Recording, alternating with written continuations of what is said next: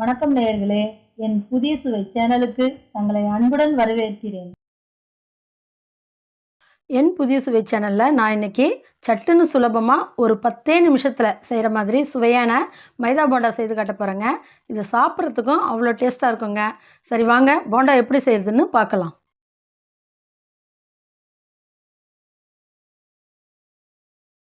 மைதா கார போண்டா செய்கிறதுக்கு 100 கிராம் மைதா மாவு எடுத்துருக்கேங்க. 100 கிராம் மைதாவுக்கு 2 ஸ்பூன் கடலை மாவு, 2 சிட்டிகை ஜீரகம், கொஞ்சமாக பெருங்காயத்தூள், பொடியாக நறுக்கின ஒரு பெரிய வெங்காயம்,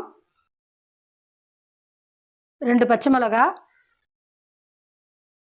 பொடியாக நறுக்கின கொஞ்சம் கருவேப்பிலை தழை, ஒரு அரை கைப்பிடி அளவுக்கு கொத்தமல்லி தழை.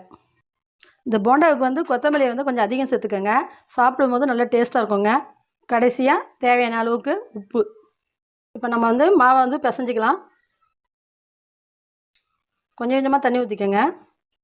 மாவை ரொம்ப அழுத்தம் கொடுத்து பிசையாதீங்க. நான் பிசைகிறத பார்க்குறீங்க இல்லையா, ரொம்ப அழுத்தமாக பிசையக்கூடாதுங்க. கொஞ்சம் லைட்டாக அப்படியே லூஸாக இருக்க மாதிரியே பிசைஞ்சிக்கோங்க. இதில் நம்ம ஆப்பசோடா எதுவும் சேர்க்கலை இல்லைங்களா, அப்படி தான் செய்கிறோம். அதனால் மாவு ரொம்ப கெட்டியாக பிசைஞ்சோன்னு வச்சுக்கோங்களேன், போண்டா கல் மாதிரி இருக்கும்.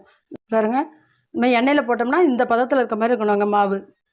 வானலில் போண்டா சுடுறதுக்கு தேவையான அளவு எண்ணெயை ஊற்றிப்போம். எண்ணெய் நல்லா காஞ்சிடுச்சு. இப்போ நம்ம பிசைஞ்சு வச்சுருக்க மாவை போண்டாவை போட ஆரம்பிச்சிடலாம்.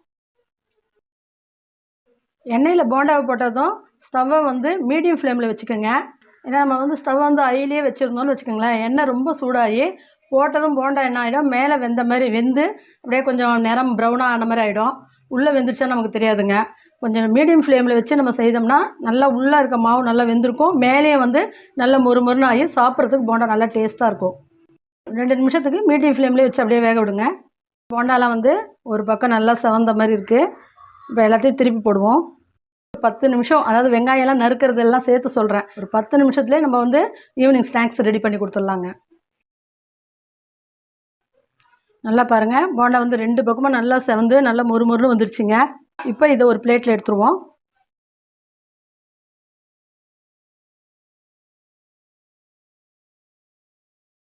நல்லா மொறுமொறுன்னு இருக்குது பாருங்கள் போண்டா.